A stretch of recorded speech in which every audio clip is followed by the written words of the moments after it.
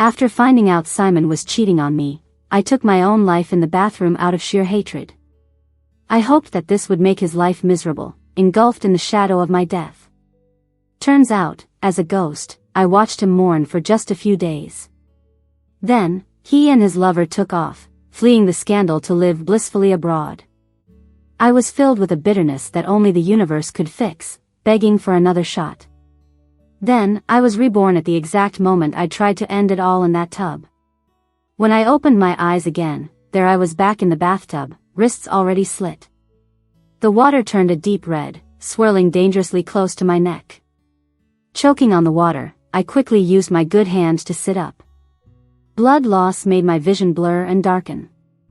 Before losing consciousness, I grabbed my phone and dialed for help. The ambulance arrived swiftly, and at death's door, the doctors pulled me back. But my wrist would always bear a hideous scar and it'd never work quite right again, probably due to a severed artery. Staring out the window, I sat there with my hand cradled in my lap, zoning out. I remembered making countless calls to Simon during my last moments in that bathtub. He did pick up once, just to yell, "Diana, are you done? Last week it was jumping off a building, this week it's your wrists. Just go through with it already. I'm telling you one last time, even if you turn yourself into sashimi, don't call me." Well, I did die. And as a ghost, I saw him rush home, only to break down before my body. He locked himself away, sobbing quietly for days, hugging my picture. Seeing him so lost and shattered gave me a sense of revenge. I thought dying would haunt him with guilt for life. I wished he'd end up like those movie guys who die regretting not saving their wives. But in less than 2 weeks, he and his lover showed up at the airport. After I died, our secret marriage and his endless affairs were all over social media. Simon fled that backlash, escaping with her to another country. Watching them embrace under the moonlight after landing, I finally regretted everything. I realized how stupid I was to think my death would change him or offer any closure. Why did I give everything for a love that was already rotten? Why for someone so selfish? Then Simon stormed in, pissed as ever. "Diana, aren't you done yet? Are you trying to drive me crazy?"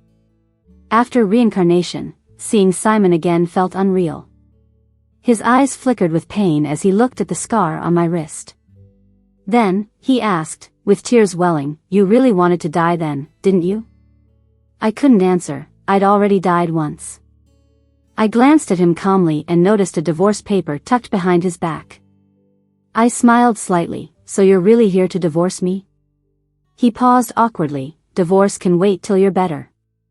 I cut him off. "No need to wait. I can sign it now."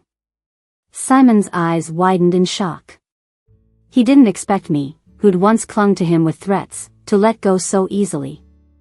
I took the divorce papers, skimmed them, and pointed to a few clauses. "You cheated first.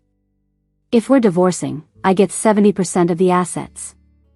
He saw I was serious, and let out a relieved sigh. "Okay, no problem. We'll rework the terms with a lawyer." Given his status in the entertainment world, losing most of his money didn't bother him. He just wanted to be rid of me quickly. Then, with his expectant eyes on me, I took a pen in my shaky hand, injured wrist making my writing slow. I stopped short after the last stroke, closed the papers, and tossed them aside. Simon looked confused. "Diana, you're not backing out, are you?" My silence seemed to say it all, and he snapped, "You still want to play games? We can divorce, but I have one condition." His suspicion showed. "What's the condition?" "I want to meet your lover." Simon had kept her identity tight, even after everything last time. I never knew her name or face. My request put him on edge. I circled him, dressed in a loose hospital gown, smirking. "Do I look like a threat to her now?" He saw my frail body and pale face, the toll of long-time malnutrition. Simon thought about it for a moment and then agreed. I met Simon when I was 18, dated for 5 years, and married for 7. That's a total of 12 years. I put all my youth and time into him. I lived with him in the most crowded rental apartments, ate the cheapest meals, and sometimes we had to split one piece of bread between us. In these 10 years, we helped each other grow. He became a hot star in showbiz, and I became a top agent. Things were supposed to be looking up, but he betrayed the promises we made. He wanted to dump me quickly to make room for his lover. In my last life, I did try to let go and walk away. I realized that my husband, whom I'd been with for 12 years, was so indifferent and selfish. I knew that threatening someone who no longer loves you with your life only makes them disgusted. I knew his dopamine had stopped flowing in our love after such a long time. He was bored and only longed for young, lively girls after his success. But I couldn't do it. From 18 till now, Simon's name became part of me, like a seed in my heart that grew over time into a giant tree. I couldn't easily let him go, nor could I say goodbye to 12 years of love and youth. So, I pushed myself into a corner, making it hard to escape. I couldn't just let it go, as everyone advised. But now it's different. I've been through death once already. Finally, I got to meet Simon's lover. Simon stood protectively by her side the whole time, gazing at me with defensive hostility. I suddenly wanted to laugh. 18-year-old Simon had looked at other guys friendly with me the same way, like a mother hen guarding its chicks, not letting anyone get a glimpse. I used to secretly laugh and feel sweet inside. Now, that look traveled through time like a boomerang, hitting my heart, showing me what this love was supposed to be, nauseating and fake. His lover reached out to me and said, "Hi, I'm Mandy, Simon's girlfriend now." I raised an eyebrow and asked, "If you're the girlfriend, what am I? Simon's parent?" Simon frowned. "Diana, do you have to talk like that?" I placed my bag on the table. "How do you think I should talk to someone shameless enough to be a mistress?" "I don't think you sincerely wanted to meet Mandy," he said. I sneered. "Who does she think she is, needing my sincerity?" Simon got mad and was about to leave with Mandy. As I expected, Mandy remained seated across from me. "Simon, don't worry, I trust your sister won't do anything to me. I get how she feels. It's time we have a conversation." She whined and asked Simon to wait outside. He reluctantly agreed, leaving just the two of us. Then Mandy went on detailing her relationship with Simon, from holding hands to kissing and eventually sleeping together. I listened, keeping my expression neutral, even replying to a work-related text. Seeing my non-reaction, she switched tactics. "Oh right, this isn't our first meeting." I frowned, trying to recall. Except for today, I didn't remember seeing her before. She continued, "Remember when you visited the set? You brought Simon a lot of healthy food, worried about him overworking. He didn't let you into his room." I suddenly recalled. That day I went with Linda to the set but didn't see him. I was told he was resting in a tent, and I went to find him. We just exchanged a few words before he pushed me away, claiming he needed to rehearse. I thought he was focused at the time. Now, in hindsight, he did seem guilty. Mandy broke into my thoughts. "You know why?" "Because I was hiding in there." I paused, rubbing a scar on my thumb from that day when I got burned making soup for him. Mandy stood up, leaned over, and smirked. I was under his desk back then. My eyes narrowed, locking onto the red marks on her bare chest, a clear indication of their intimacy. I managed my emotions but couldn't control the physical reaction. I felt sick. Snap. I stood up and slapped her hard, grabbing her hair with the other hand, forcing her head onto the table. "You're eating my leftovers, huh?" The coffee clattered off the table, spilling onto the floor. A few scalding droplets splashed on her face. Mandy let out a pitiful cry, struggling, but didn't dare move too much with me yanking her hair. Simon rushed in after hearing the commotion. He turned pale seeing the scene. "Diana, stop this nonsense, let go of Mandy." I smirked and tightened my grip. Mandy's head was pinned to the table, like a fish waiting to be gutted. "Simon, she's gone mad. Help me, please." Simon's eyes flickered with a moment of pain. He yelled at me, "Diana, I'm warning you, let Mandy go." I turned to him. Simon, just answer me one thing. The black chicken soup I made for you when I visited, did you give it to her? He looked at her tenderly and snapped, so what if I did? Diana, I haven't loved you for a long time. There's nothing left between us. Wanting to be with someone I actually like isn't a crime. Disgusting. Absolutely disgusting. Diana, did you hear that? In your last life, you gave up everything for someone who justified his infidelity in such a fresh and shameless way. You gave up your career, your family. In the end, a person with no moral restraint wouldn't feel any guilt or regret about your death. Anger burned inside me. I sneered, you two are perfect for each other. A match made in skin-thick heaven, one shameless and the other thick-skinned. Just as I finished, Mandy seized the chance and bit me. I winced in pain, and as she tried to escape to Simon, I ignored the bleeding on my hand and grabbed her hair, pulling her back hard. Then gave her a couple of more slaps. By the time Simon rushed forward to hold her, Mandy's face was swollen thicker than my shoe's sole. I casually pulled a few tissues from the table to wipe my hands.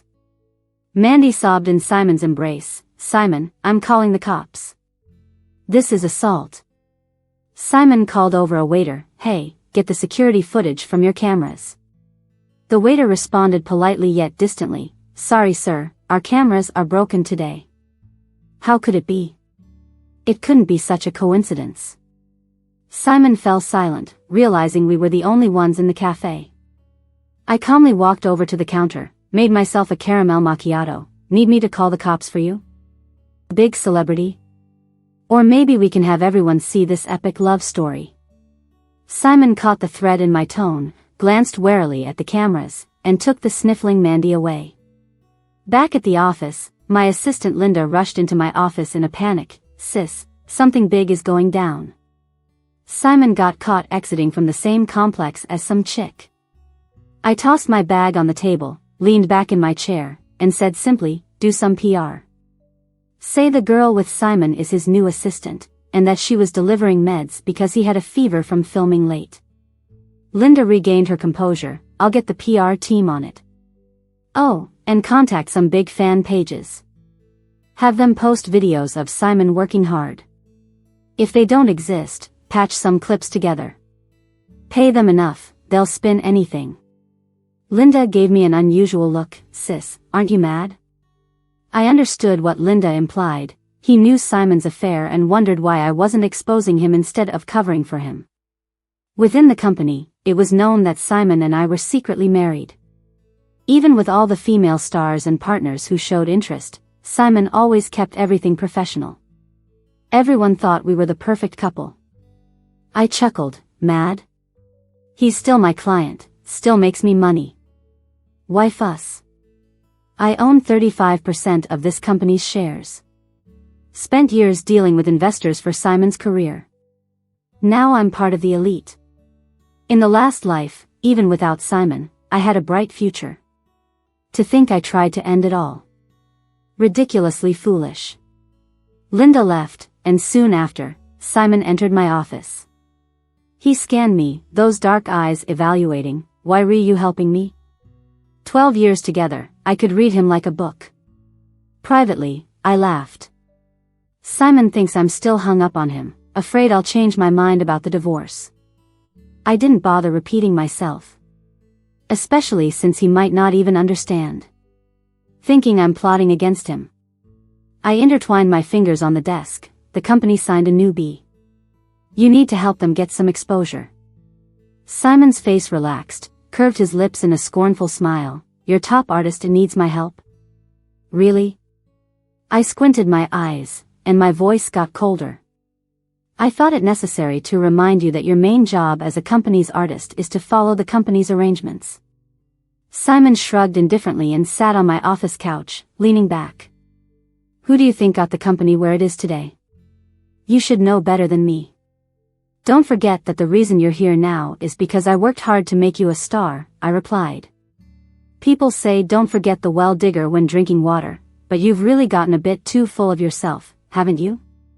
Simon was not used to being talked to like this, and his face darkened. the anger showing in the tense muscles of his jaw. I rolled my eyes at him and tossed the signed divorce papers at his feet. The divorce papers are signed. From now on, we're just an artist and manager. That's it. And dealing with your messes was just due to my professional integrity. Nothing else. Simon looked down at the divorce papers and fire sparked in his eyes. When he left, he slammed the door so hard that it made a loud noise. Diana, you'll regret this. As soon as Simon was out the door, I called a few assistants to help me throw out the couch he had used. 2 months later, Simon requested to terminate his contract with the company. This didn't come as a surprise. The company had been pushing him with new artists, and he saw that I was using him to boost new talent. He didn't want to just be an artist anymore. He wanted to strike out on his own. And honestly, that fit perfectly into my plans. I was done dealing with Simon's incompetence. He was going to drag the company down with him sooner or later. So when he came to see me, I handed him the termination contract. It clearly stated that he owed the company a $50 million penalty for breach of contract. Simon nearly fainted after reading it. He had already split half of our assets with me in the divorce. Dropping another $50 million was painful. He scowled immediately. Get Felix out here. I want to talk to him directly. Felix is the company's so-called big boss. What Simon didn't know is that I'm the one actually holding the cards. So after he called Felix 1,000 times, all he got was a standard response: Simon, Diana will handle your contract termination for me. Fuming, Simon smashed his phone and glared at me. Diana, what's really going on between you and Felix? His words barely left his mouth when I slapped him across the face. You think everyone is as morally bankrupt and obnoxious as you? I shot back. While he spent nights with his lovers, I was out there in high heels, schmoozing at endless parties. With barely 2 days off, I was jetting off around the world negotiating for his career. Everything I have now, I fought hard to earn. I once considered myself a warrior battling for his success. I wanted to protect him and make his journey smooth. But all I got was his betrayal in the end. After I spoke, he pushed his tongue against the side of his face where I slapped him, then angrily signed the agreement with a flourish. After Simon terminated his contract, he started his own company. He even poached several artists and managers from us.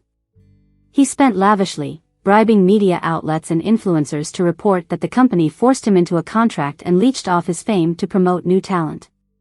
Right after these statements came out, Simon's hardcore fans targeted the company's social media, attacking both the company and its artists.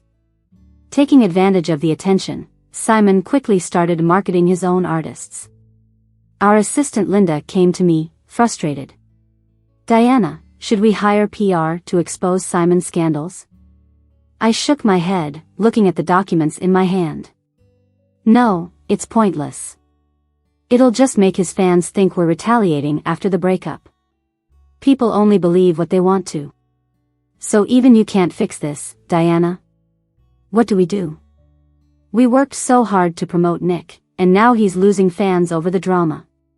People accuse him of taking Simon's spot, and even his support groups are closing down. I rubbed my temples, feeling the stress. Don't worry.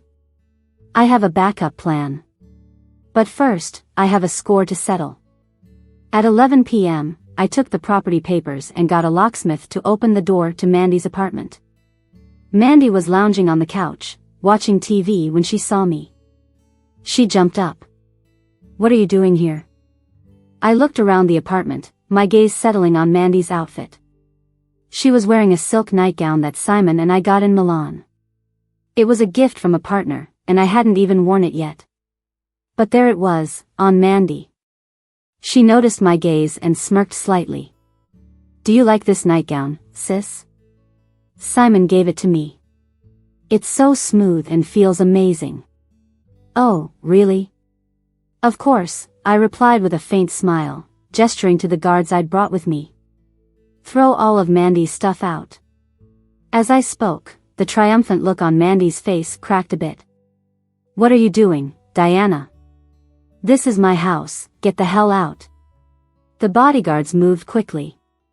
Amidst Mandy's screams, they had her stuff packed and tossed out in no time. Mandy, furious, came at me, acting as if she was going to hit me. Diana, you old hag, get out of my house. I don't want you here. As she lunged, the bodyguard behind her swiftly grabbed her arms, restraining her. I took the opening and slapped her across the face twice. Your house? Mandy, you arrogant girl. This place is worth $8 million, and you think it's yours just like that? We bought this place when Simon and I just got married. It was our first home together. Back then, we didn't even have enough money to furnish it after buying it. I still remember, sitting in that bare apartment, on the balcony, with just the night breeze and the orange-red sunset fading on the horizon. Even though Simon was weighed down by the mortgage, he put only my name on the deed. That night, the neon lights outside cut his face into light and shadow. He looked down at me, eyes bright like stars. Diana, he said, life is unpredictable, and I can't promise what the future holds. But no matter what, I want this house to be your shelter. Simon would make me breakfast after pulling all-nighters for work. I remember one year I was out of town, caught in a massive storm and landslide, stuck in some remote village. Rescue was delayed due to limited resources. Simon drove over 2,000 kilometers, non-stop, overcoming all obstacles to find me. He held me, muddy and scared, like a lost treasure found. Who could say he didn't truly love me back then? In my past life, trying to force myself to let go, I'd replay all the times he hurt me. But just when I thought I was over it, memories of his kindness flooded back. Swinging between extremes nearly drove me insane. I couldn't grasp how someone could be both gentle and cruel. But now, I get it. Feelings can change in a heartbeat. Promises only hold as long as it takes to say them. Maybe, in 12 years, I'd never seen the real Simon. My love added too many filters. Time has just revealed his true self. Mandy and I fought and ended up at the police station until early morning. She suffered mostly because I had more people on my side. When I picked up scissors and shredded her nightgown, she freaked and called the cops. We eventually reached a mutual settlement. Linda, my assistant, came to pick me up at the station around dawn. Simon rushed back home too. Mandy, looking pitiful, sat in a corner. Influencing Simon differently than before with me, she began crying as soon as she saw him. Simon held her tenderly, murmuring comfort against her tears. I watched silently as he placed Mandy in the car, then stormed over to me with anger in his eyes. Diana, if you have issues, take them up with me. Why argue with a young girl? So I gave him a slap too, right there. The unexpected hit stunned Simon. Slowly, he lifted his head, a stray lock of hair covering his eyes. I heard my own soft voice, Simon, this is what you owe me. His response was weary, tinged with resignation. Leaning against the car, his frustration evident. Diana, you just won't let go, will you? You're 30 now, not a kid.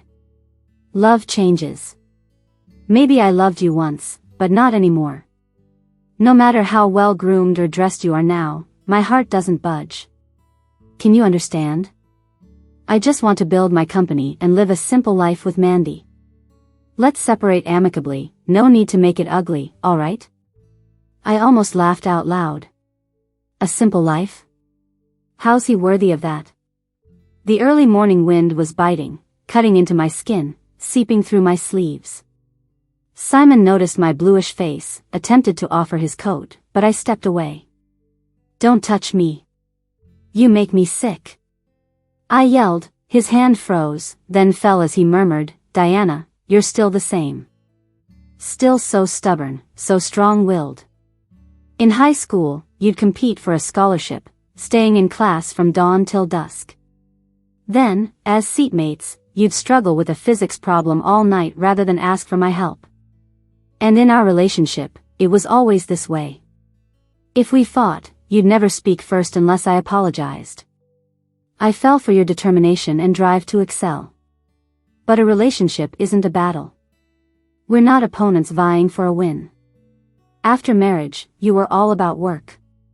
Do you know how lonely it was, waiting on the couch for you until dawn? I gotta admit, you were really amazing back then. Your career was taking off while I was still stuck doing background roles in movies. And you know how you used to brag about how you could totally take care of me every time you got paid? Do you have any idea how I felt about that? Diana, I'm a man, a living, breathing man. I don't need my wife to be so sharp and capable, let alone outshine me. It just makes me feel like a failure, you know? I paused for a moment, and then it hit me, so I asked, so you chose Mandy because she's so weak that she needs you? Does that boost your ego and pride? Simon didn't say anything, but the look on his face confirmed my suspicion. I laughed unexpectedly. Simon was taken aback. Why are you laughing? My laughter grew louder, his discomfort showed. I composed myself, genuinely telling him, Simon, I actually appreciate you saying all this. Looking back, that was the moment I truly let go of Simon. It wasn't about letting go of a romantic relationship. It was realizing his true nature and feeling a deep disdain and contempt for it. If 18-year-old Diana admired and liked the Simon who was vibrant, always striving for the best, and fiercely competitive, then the 30-year-old Simon killed that image himself. Because only weak people like having even weaker people around to make themselves feel bigger. I was a strong-willed person at 18, and I still am. Under his confused gaze, I stepped close to him and said something only he could hear. Simon, from now on, we're just rivals. I'm gonna make sure you know, just like in school, you'll never be number one with me around. Back then, I was the top of the class, and scholarship was a sure thing for me. But after Simon and I became desk mates and got close, I learned about his family's struggles. So, I gave up my scholarship spot for him. Now that I think about it, maybe he approached me on purpose to make me give up that scholarship. Suppressing the disgust rising in my throat, I calmly spoke. Simon, I won't go easy on you this time. With those words, he stood there like he'd been struck by lightning, staring at me in disbelief. My voice turned icy. This time, you'll know what it's like to fall from grace. Later, when Simon's company was booming, a leaked recording changed everything online. I orchestrated the leak. The recording was of Mandy recounting her romantic story with Simon to me. One line was especially clear. So, you've been with Simon since last year? Technically, since December the year before, I had just graduated college. And Simon was always careful about paparazzi. Except that one early morning at the police station, where Linda's team caught him and Mandy on camera. I followed up by posting our divorce certificate on internet, proving his affair during our marriage. The next morning, major trending topics were Simon's hidden marriage of 7 years, Simon's affair with his assistant, Simon comforting his mistress at the police station. People even dug out Mandy's info, revealing she wasn't Simon's assistant when they got caught. Sisters, I looked up the assistant applicant list for their company. Mandy wasn't one. That's just company PR. They were spotted together back then. Imagine how heartbroken Simon's manager, his wife, then must have felt, knowing her husband was cheating, yet still managing the PR crisis for him. I'm disgusted I ever supported him. Even my college classmates stood up for me online. At that time, Simon was struggling. Diana ate the cheapest canteen meals with him without complaint, right? Diana even helped him with weekend shoots under the blazing sun. Simon owes his fame to her resources. How could he do that? Did he really think he made it on his own? That mistress was in our department in college. There were rumors about her being a homewrecker. Is Simon blind? That scandal turned Simon's reputation upside down, leading brands to terminate his endorsements and sue for damages. His entertainment company soon faced financial ruin, ending up in massive debt. His artists all jumped ship. And there were fans, once supportive, who now reported Mandy during her civil service exam, citing conduct issues, causing her to lose her candidacy. Even her family and friends got dragged down by association. In short, the two became public enemies. Without the glam of stardom, Mandy's attitude towards Simon changed drastically. To escape the public backlash, she posted a long confession on internet, claiming she was coerced by Simon. I was really torn about this relationship. What could I do? Fresh out of college, I couldn't fight him. And just like that, Simon was hit with trouble out of nowhere. After the legal team at his company started gathering evidence to charge Mandy with defamation, Simon couldn't keep his cool. He chose to retaliate by hiring online trolls to spread Mandy's private photos. Of course, he wanted to make sure his efforts weren't in vain. Once I discovered that Simon was the one behind the mass distribution of Mandy's private photos and the rumors tarnishing her name, I quickly gathered a chain of evidence and handed it to Uncle Hat. Eventually, Simon was sentenced to 3 to 5 years in prison for distributing obscene material and defamation. After disappearing for a month, people learned Mandy had slit her wrists in her bathtub at home. 3 years later, because Nick needed to shoot a set of personal magazine photos, I traveled to New Zealand with some colleagues. I didn't expect to run into Simon there. He was holding a cow with one hand and a shovel with the other.